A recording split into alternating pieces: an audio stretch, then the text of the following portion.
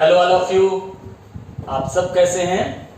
निश्चित रूप से मैं आशा करता हूं कि आप सब बहुत आनंद के साथ होंगे और मैं अपने YouTube चैनल पर एक बार फिर से आपका स्वागत करता हूं और फिर से आपको एक और नए वीडियो की ओर लेकर के चल रहा हूं।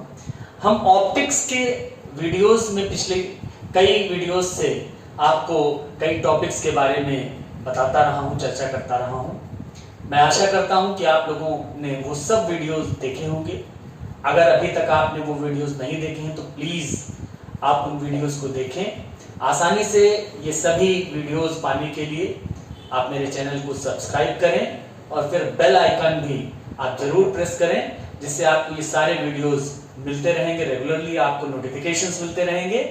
खैर, आज मैंने जो आपके लिए टॉपिक चुना है वो निश्चित रूप से बहुत इंपॉर्टेंट है, इसलिए चूंकि डेरिवेशंस यूपी बोर्ड एग्जामिनेशंस में हो, चाहे सीबीएसई के एग्जामिनेशंस हो या कोई भी कंपटीशन हो, वहां सब में बहुत इंपॉर्टेंट होता है।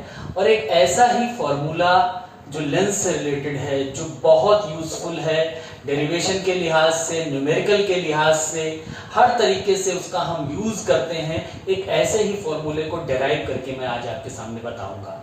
लेंस के बारे में पिछले वीडियो में हम लोगों ने जाना, उसके कुछ डेफिनेशंस जानी, हमने कितने टाइप के लेंस होते हैं ये जाना, और आज हम लेंस मेकर्स फॉर्मूला डेराइव करने जा रहे हैं।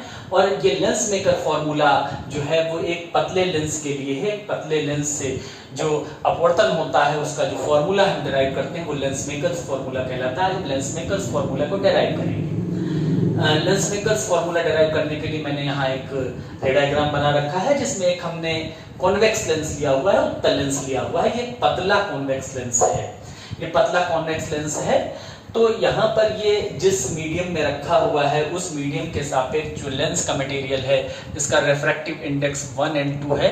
अगर हम पहला माध्यम वायु मान लें तो वायु के सापेक्ष जो हमारा पदार्थ है लेंस का, जिस मटेरियल का हमारा ये लेंस बना हुआ है, उसका रिफ्रैक्टिव इंडेक्स या अपवर्तनांक 1 और 2 कहा जाएगा।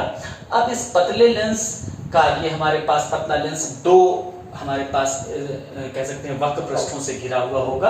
ये पहला वक्र पृष्ठ है जिसका फोकस P1 है, और ये दूसरा वक्र पृष्ठ है जिसका फोकस P2 है। ध्रुव जिसको पोल, फोकस ना कहूं मैं, सॉरी, फोकस नहीं है, ये पोल है। फोकस की बात मैंने शायद मुंह से निकल गई, सॉरी। तो ये जो पहला वक्र पृष्ठ है इसका पोल P1 है, और दूसरा ये जो हमारा वक्र पृष्ठ है इसका पोल P2 है।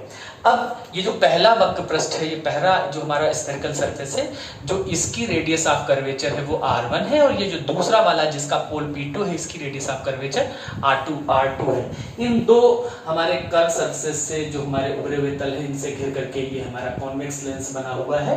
और इस कॉन्वेक्स लेंस की जो प्रिंसिपल एक्सिस है, मुख्य अक्ष है, उस पर एक O हमारी बिंदुवत वस्तु है। ध्यान दीजिएगा, यहाँ पर यहीं से हमारी पूरी बात शुरू कर रहा हूं कि दो हमारे ऐसे वक्र पृष्ठ जिनकी वक्रता त्रिज्याएं R1 और R2 हैं, जिनके पोल P1 और P2 हैं, उनसे घिर करके एक ये लेंस बनता है, जिसके माध्यम का वायु के सापेक्ष अपवर्तनांक अगर हम कहें, अगर वायु में लेंस रखा हुआ है 1 और 2 है, उसकी प्रिंसिपल एक्सिस या मुख्य अक्ष पर एक P बिंदुवत वस्तु है। तो इस P बिंदुवत वस्तु से हमारी एक किरण चलती है, और मैं अभी यहाँ पर देखेंगे आप, मैं अभी बात करूंगा एक तल की, सिर्फ एक पृष्ठ की बात करूंगा, जो हमारा जिस पृष्ठ का पोल P1 है, हम उस पृष्ठ की बात करेंगे। इस P1 पोल वाले पृष्ठ पर ये किरण जब आपतित होगी, अभी मैं इधर वाले पृष्ठ की बात ही नहीं करूंगा, यहाँ इस चीज को ध्यान में रखेंगे। हम प्रथम तल से अपवर्तन की बात करेंगे। प्रथम तल से अपवर्तन जो इधर की ओर है, प्रथम तल से अपवर्तन, हम सिर्फ अभी इस पर डिस्कशन करेंगे कि प्रथम तल से अपवर्तन हो रहा है, क्या होता है।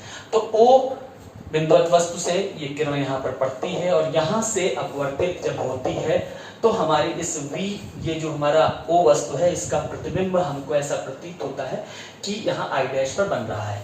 क्यों प्रतीत मैंने शब्द कहा, क्योंकि इसके बाद वास्तव में हम भले अभी उसको नजरअंदाज कर रहे हैं, लेकिन ये दूसरा पृष्ठ भी इसके साथ लगा हुआ है, इसलिए ऐसा होगा, अगर ये दूसरा पृष्ठ न होता तो हमको प्रतिबिंब कहाँ पर प्राप्त होता, I डैश पर प्राप्त होता। यहाँ से इसकी दूरी जो आपने देखा है कि इस पृष्ठ से, पहले वाले पृष्ठ से जिसका पोल P1 है, वहां से इस हमारे आभासी जो हमारा प्रतिबिंब बन सकता था उसकी दूरी V डैश है, और वस्तु की दूरी प्रथम पृष्ठ से U है। तो अगर हम यहाँ पर फॉर्मूला अप्लाई करें जो अभी हमने कॉन्वेक्स सरफेस और कॉन्केव सरफेस के लिए डिराइव किया था, वो फॉर्मूला हमको याद होगा 1n2 upon v minus 1 upon u बराबर 1n2 माइनस 1 अपॉन r। ये फॉर्मूला हमने शायद डिराइव किया था आप लोगों के साथ। अगर नहीं आपने इसको देखा है तो प्लीज़ पिछले वीडियोस को जरूर देखें। हम इसको अप्लाई करते हैं तो यहाँ पर क्या हो जाएगा 1n2, जो कि पहले मीडियम से दूसरे मीडियम में जा रही, ये एयर से हमारे लेंस वाले मीडियम में जा रही, तो 1n2 अपॉन v क्या थी, प्रतिबिंब की दूरी थी। लेकिन आप देखेंगे कि यहाँ पर प्रतिबिंब की दूरी इस तल के लिए v डैश है, तो v dash minus 1 by u, वस्तु की दूरी 1n2 माइनस 1 अपॉन r1 क्यों, क्योंकि पहले वक्रपृष्ठ की वक्रता त्रिज्या r1 है। अब हम दूसरे वक्रपृष्ठ की बात करेंगे, द्वितीय तल से अपवर्तन की बात करेंगे। अभी हमने एक तल से अपवर्तन की बात की है, द्वितीय तल से अपवर्तन। अब क्या होता है, ध्यान दीजिए, यहाँ पर हमको बहुत ध्यान से देखना है। हमने ये माना कि यहाँ से अपवर्तन के बाद यहाँ पर प्रतिबिंब बन सकता था। यही जो हमारा, हम कह सकते हैं जो इमेज हमको यहाँ बनती हुई दिखाई दे रही है, ये हमारी आभासी प्रतिबिंब, ये दूसरे तल के लिए क्या काम करता है, ये काम करता है वस्तु का, ये आभासी वस्तु का काम करता है।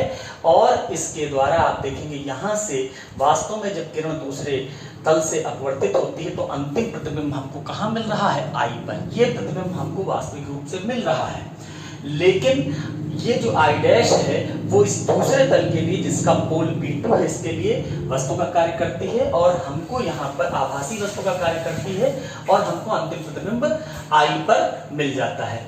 इस प्रकार से हम अगर दूसरे तल के अपवर्तन की बात करें तो वस्तु की दूरी हमारी हो जाएगी, आप देखेंगे कि यहाँ से यहाँ तक की दूरी। अब आप देखें यहाँ पर अगर हम इस लेंस की मोटाई को t मान लें तो वास्तव में यहाँ से यहाँ तक की दूरी v माइनस टी होगी, v डैश माइनस टी होगी। लेकिन मैंने कहा कि लेंस को हमने पतला लिया है इसलिए हम t को नगण्य मान लेंगे। तो अब हमारी वस्तु की दूरी क्या हो जाएगी, v डैश, फिर यही फॉर्मूला लगेगा। लेकिन इस फॉर्मूले में आपकी ध्यान क्या देना है, अब जो रिफ्रैक्शन है वो द्वितीय माध्यम से प्रथम माध्यम में हो रहा है, क्योंकि लेंस के भीतर से हम बाहर वायु में जा रहे हैं। तो हम यहाँ लिखेंगे 2n1 अपॉन वस्तु की दूरी, तो वस्तु की दूरी v डैश हम ले लेंगे, माइनस जो हमारे पास प्रतिबिंब की दूरी है, प्रतिबिंब की दूरी अंतिम आप देखेंगे यहाँ पर 2n1 प्रतिबिंब की दूरी तो v है हमारे पास, अंतिम प्रतिबिंब की दूरी v है, माइनस 1 अपॉन वस्तु की दूरी यहाँ पर हो जाएगी v डैश बराबर 2n1 माइनस 1 अपॉन r2। यहाँ फिर से समझिए 2n1 क्यों लिया, क्योंकि अब दूसरे माध्यम से पहले माध्यम में किरण जा रही, यहाँ से बाहर निकल रही 2n1 अपॉन प्रतिबिंब की दूरी, तो प्रतिबिंब की दूरी यहाँ से कितनी है, v है, माइनस 1 अपॉन u, जहाँ वस्तु की दूरी होती थी यहाँ आभासी वस्तु का कार्य आई डैश कर रहा है और उसकी दूरी यहाँ से v डैश हो जाएगी अगर t को हम नेग्लेक्ट कर दें, बहुत अगर पतला लेंस हो। तो ये हमारे पास, इसको थोड़ा सिंप्लीफाई करते हैं। आप जानते हैं कि जो 2n1 है ये होता है 1 अपॉन 1n2, तो हम इसको यहाँ पर लिखें तो ये हो जाएगा 1 by 1n2v minus 1 upon v dash बराबर 1 upon 1n2 minus 1 upon r2। अब इसमें हम अगर 1n2 से मल्टीप्लाई करते हैं इस पूरे इक्वेशन में तो we will get 1 by v minus 1n2 by v dash equal to 1 minus 1n2 upon r2। ये हमारी हो जाएगी इक्वेशन नंबर 2। अब हमारे पास दो इक्वेशंस हैं, इन दोनों इक्वेशंस को आप देख सकते हैं, इन दोनों को हम जोड़ दें, एक और दो को अगर हम जोड़ते हैं तो हमको क्या मिलता है, थोड़ा सा ध्यान देंगे आप यहाँ पर। अगर हम इक्वेशन नंबर 1 और 2 को जोड़ दें तो अब आप देखेंगे यहाँ 1 अपॉन जो हमारी इक्वेशन थी 1n2 upon v dash negative, 1n2 upon v dash positive, यानी कि ये दोनों एक दूसरे को कैंसिल करेंगे और हमारे पास आएगा 1 upon v minus 1 upon u बराबर 1n2 minus 1 upon r1 plus 1 minus 1n2 by r2। अब यहाँ से देखें, इसको थोड़ा सा हम सिंप्लीफाई करते हैं, ध्यान देंगे 1 upon v minus 1 upon u। अगर हम इसमें यहाँ से कॉमन लें 1n2 माइनस 1 को अगर हम कॉमन ले लें तो यहाँ पर क्या हो जाएगा 1n2 माइनस 1 को अगर हम कॉमन लेते हैं तो इधर बचेगा 1 अपॉन r1 और यहाँ पर आप देखेंगे माइनस हो जाएगा 1 अपॉन r2। इसको हम इक्वेशन नंबर 3 मान सकते हैं। अब इस इक्वेशन के बाद हम यहाँ एक अजम्पशन करते हैं कि अगर ये वस्तु जो हो, बिंदुवत वस्तु हो, ये कहाँ पर हो, इनफिनाइट पर हो। आपको पता है अनंत से आने वाली किरणें समांतर होती हैं, वो समांतर किरणें अपवर्तन के बाद फोकस पर मिलती हैं, तो हमारा जो v है वो कहाँ पहुंच जाएगा, फोकस दूरी के बराबर हो जाएगा, f के बराबर हो जाएगा, और तब ये हमारे पास फॉर्मूला कुछ इस तरीके से हो जाएगा 1/f माइनस 1/इनफिनाइट equal to 1n2 minus 1/r1 minus 1/r2। Then we will get, क्या यहाँ से हमको मिल जाएगा, यहाँ से हमको मिलेगा 1/f बराबर 1n2 minus 1/r1 minus 1/r2। यही कहलाता है बेटा लेंस मेकर्स फॉर्मूला। यही लेंस मेकर्स फॉर्मूला है 1/f equal to 1n2 minus 1। इसको हम कहीं कहीं सिंप्लीफिकेशन के लिए सिंपल n भी यूज कर लेते हैं, 1n2 minus n 1/r1 minus 1/r2। ये लेंस मेकर्स फॉर्मूला है। अगर इसको इक्वेशन नंबर हम 4 माने तो बेटा एक चीज आप देखिए, जो हमारी इक्वेशन नंबर 3 और 4 है, अगर इनको हम कंपेयर करें इक्वेशन नंबर 3 और 4, तो दोनों के राइट हैंड साइड हमारे सेम हैं, तो हमको ये भी रिलेशन मिल जाता है 1/v माइनस 1/u बराबर 1/f।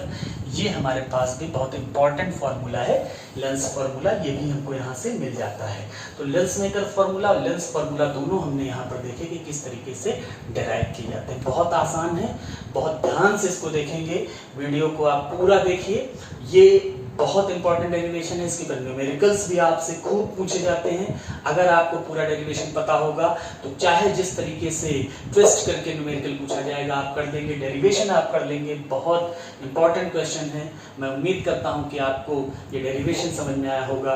इस वीडियो में बस इतना ही। अगली बार फिर से एक नया टॉपिक, नया अंदाज और बहुत इंटरेस्ट के साथ फिर से हम जुड़ेंगे। Thank you.